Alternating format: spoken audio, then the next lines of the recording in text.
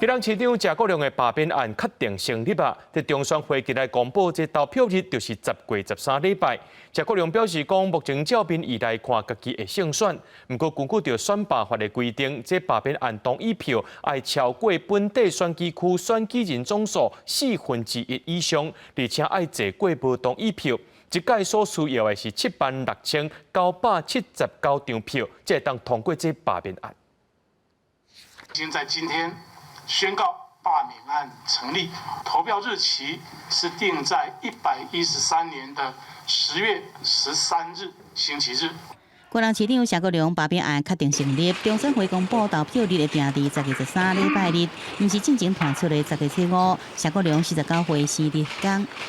为了维持罢免的公平，并且避免我们选务的事项成为罢免案双方攻防的不必要的议题，决定投票日期为影响层面最小的。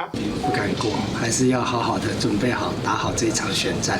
要告诉更多的民众，需要出来投不同意罢免这个选项。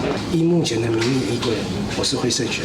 谢国良讲，心里原爱比前，不过强调有信心。而根据中选会数字，国人市原选举区选举人总数是307913人，罢免案同意票必须达到总数1/4以上，而且爱比无同意票较侪才有法度通过，也就是需要76979票。不过罢免团体提出，连署人数是43137人，而且插队了后，符合规定的只有36909人，剃度6228人。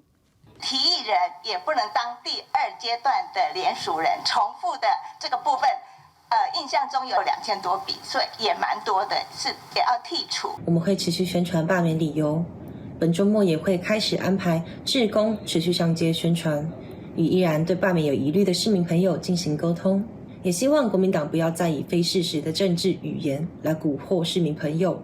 你们的对手是基隆市民，而不是民进党。